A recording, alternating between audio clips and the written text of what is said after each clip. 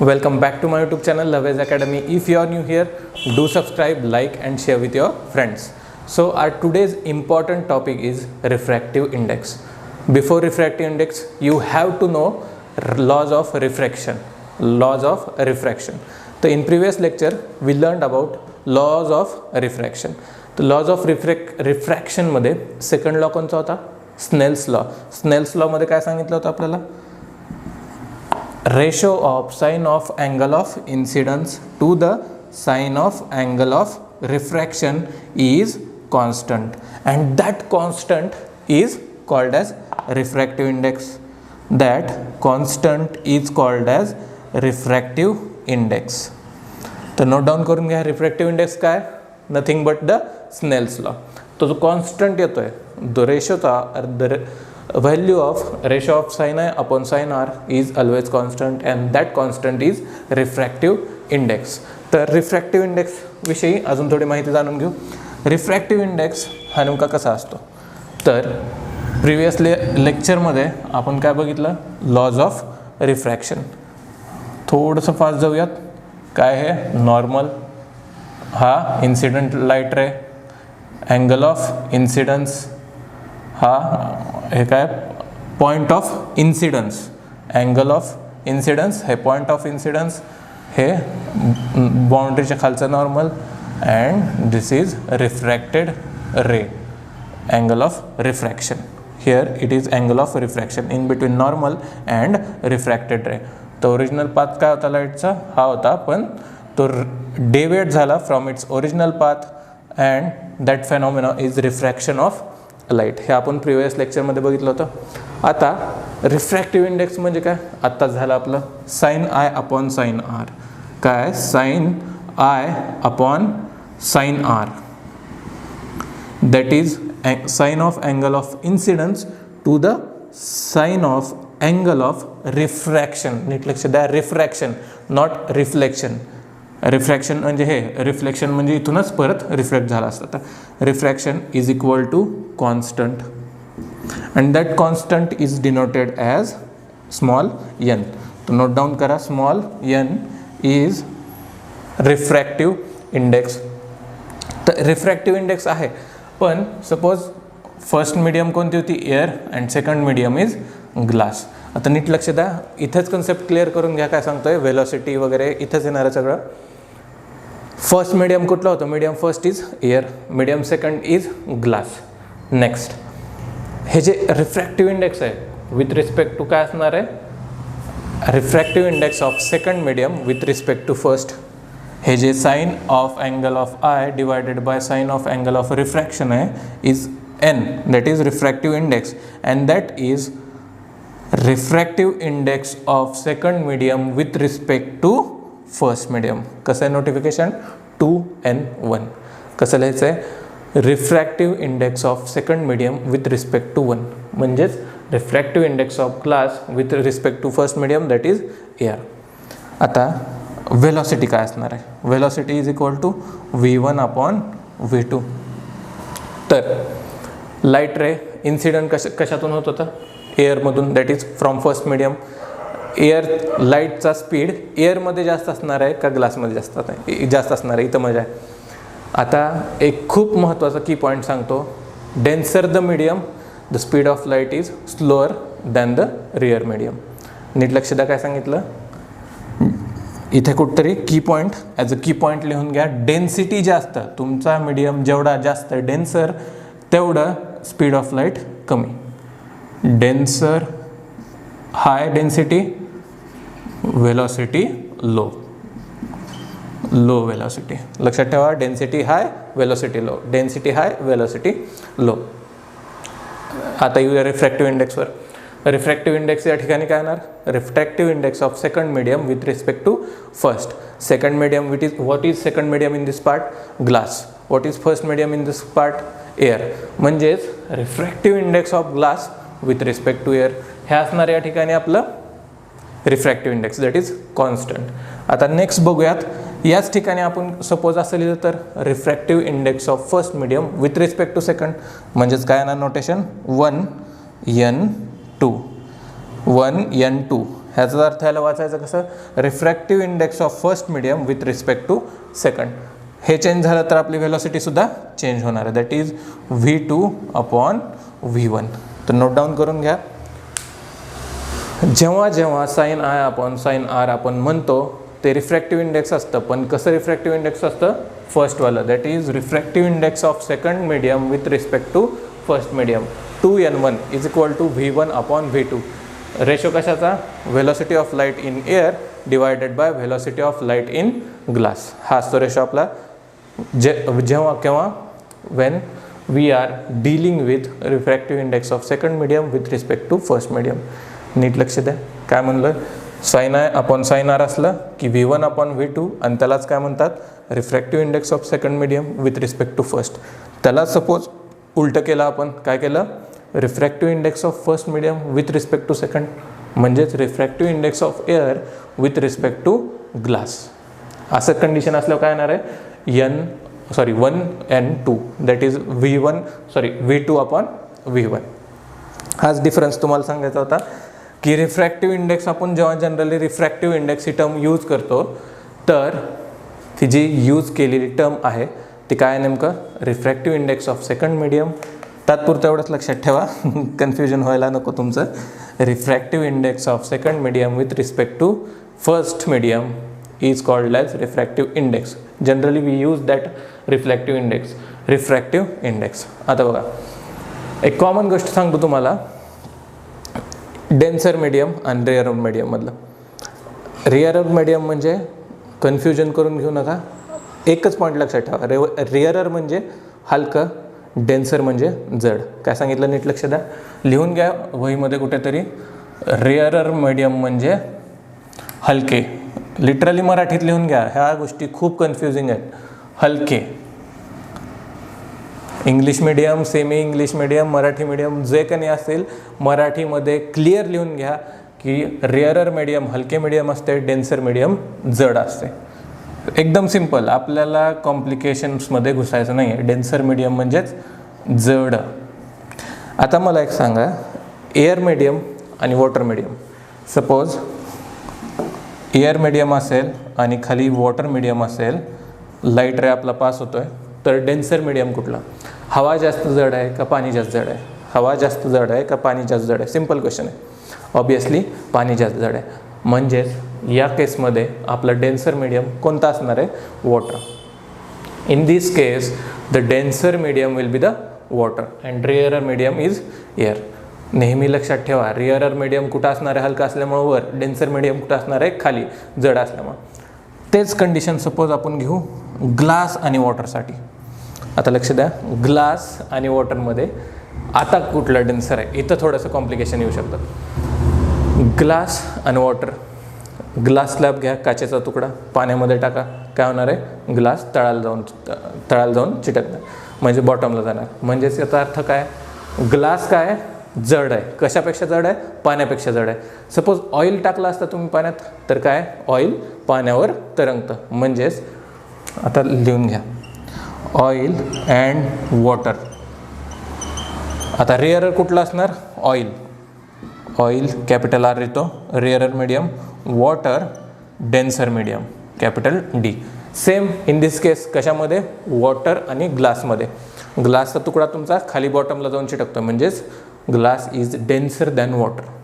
Means याचा अर्थ काय, water is a rarer medium and glass is denser medium. Note down करून घ्या, water is a rarer medium and glass is denser medium. थोडंसं confusing करण्यासारखं आहे, पण काहीच कन्फ्यूज व्हायचं नाही आहे. कन्सेप्ट इथं क्लिअर झाला, तुमचे न्यूमरिकल प्रॉब्लेम्स पण यावर सॉल्व्ह होणार आहेत. तर लक्ष द्या, रेअरर मीडियम आणि denser medium, biggest difference is rare म्हणजे हलकं मीडियम, डेन्सर म्हणजे जड मीडियम. रेअरर मीडियम हे नेहमी वर असतं, डेन्सर मीडियम हे नेहमी खाली असतं. जेवढं जास्त denser medium, velocity of light in that medium is less. काय सांगितलं इथं लिहून घेतलं नसेल तर लिहून घ्या, डेन्सिटी जास्त, denser the medium, the velocity of light is slow, म्हणजे slower the light of velocity of light. Key points आहेत, हे खूप की पॉईंट्स आहेत. कोणते कोणते, denser, rarer, velocity of light in denser, density जास्त, व्हेलॉसिटी कमी. हा झाला रिफ्रॅक्टिव्ह इंडेक्स. कशावरून आला आपला refractive index? From the its origin is Snell's law. Simply sin I upon sin R is equal to constant. That constant is known as refractive index, and that refractive index is mentioned as refractive index of second medium with respect to first medium. म्हणजेच या ठिकाणी काय येणार? refractive index of glass medium with respect to rear, that is air medium, is equal to काय असतं? V1 upon V2. उलटं लक्षात ठेवा. हे बघा 2n1 is equal to 2 डिनॉमिनेटरमध्ये 1 न्यूमरेटरमध्ये. उलटं झालं बघा. 2 खाली गेला, वर 1 वर राहिला.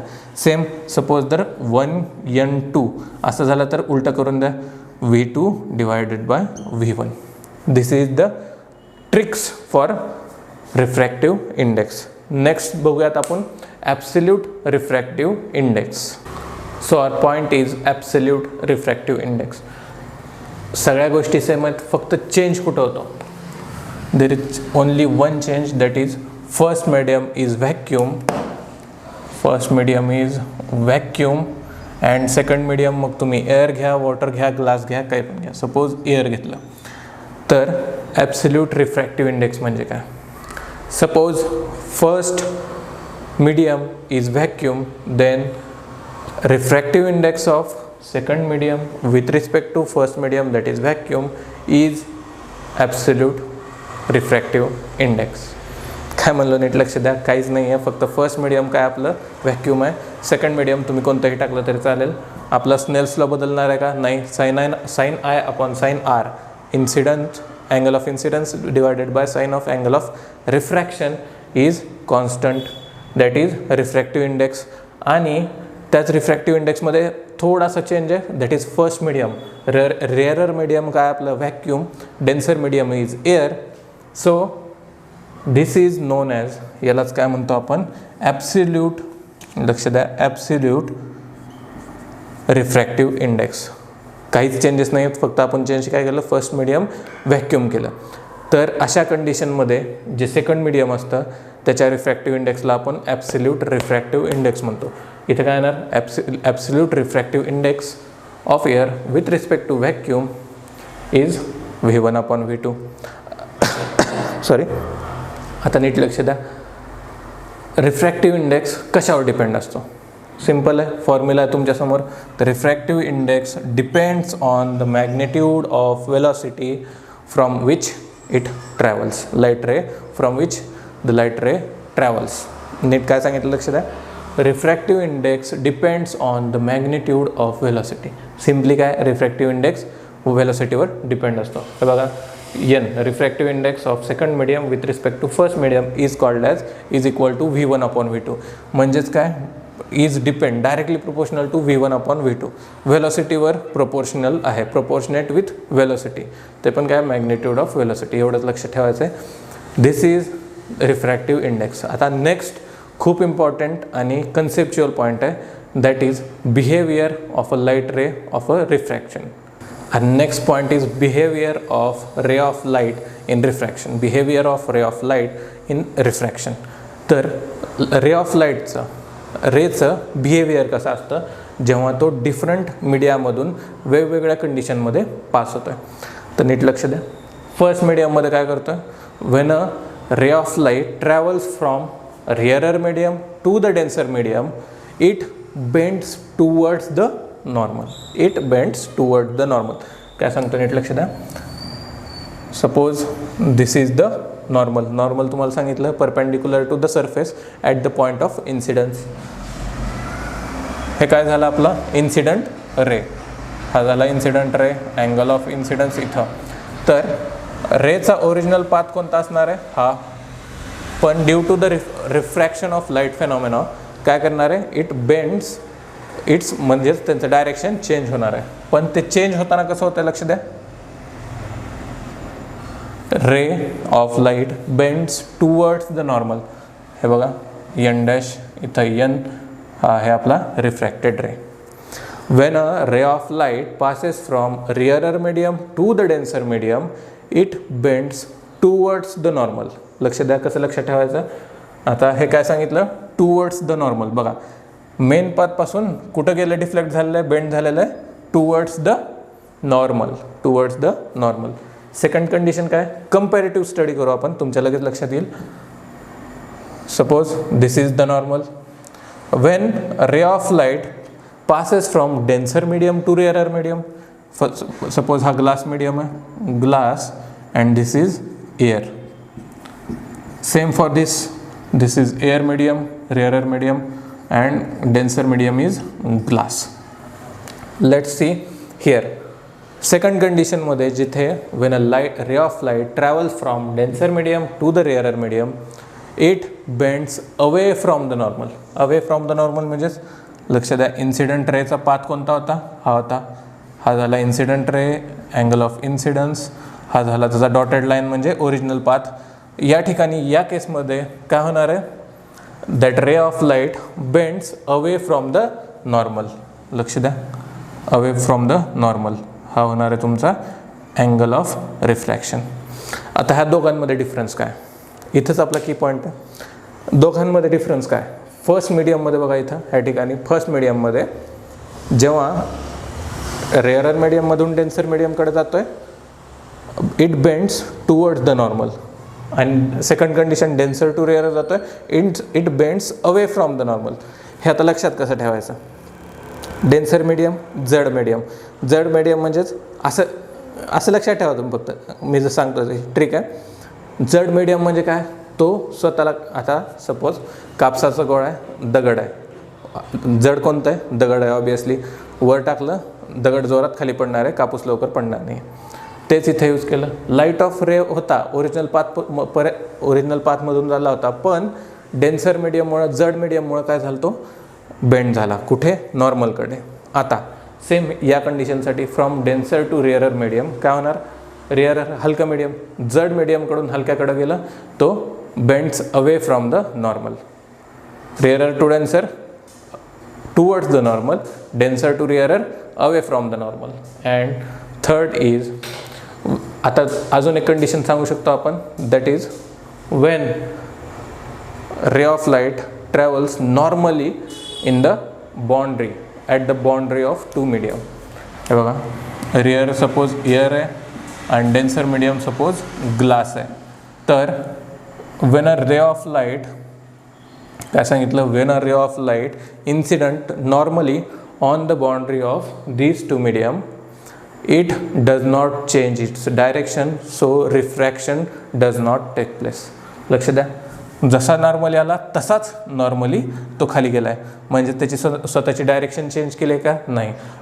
डायरेक्शन चेंज नाही केली, रिफ्रॅक्शन होणार नाही. तर इथे लिहूयात आपण, नो चेंज इन पाथ, आणि that's why no refraction.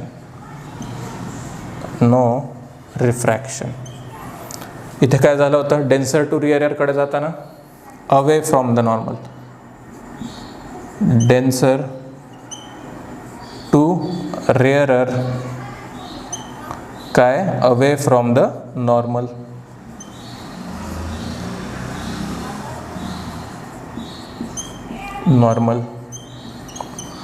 And rarer to denser is rarer to denser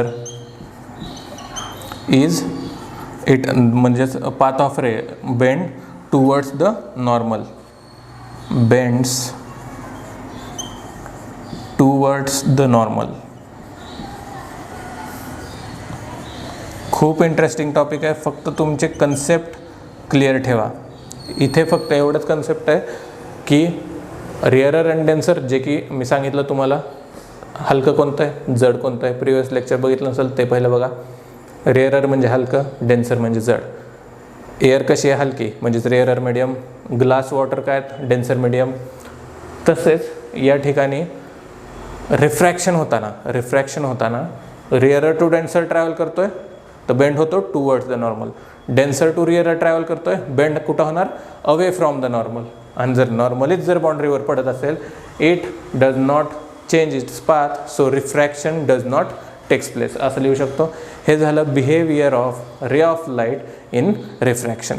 तर नोट डाऊन करून घ्या, हे पण खूप इम्पॉर्टंट असणार आहे. रिफ्रॅक्टिव्ह इंडेक्स झाला आपलं. ॲब्सोल्यूट रिफ्रॅक्टिव्ह इंडेक्स बघितला आपण पॉईंट. नेक्स्ट लेक्चरमध्ये आपण बघूयात ट्विंकलिंग ऑफ स्टार्स, ज्याच्यावर तो सुद्धा टॉपिक खूप इम्पॉर्टंट आहे. त्याच्यावर रिझनिंगचे क्वेश्चन तुम्हाला विचारले जाऊ शकतात. तर नोट डाऊन करा, behaviour of ray of light in a refraction. Note down this. जाताना फक्त रिव्हिजन. रेअरर टू डेन्सरकडं ट्रॅव्हल करताना बेंड्स टुवर्ड्स द नॉर्मल.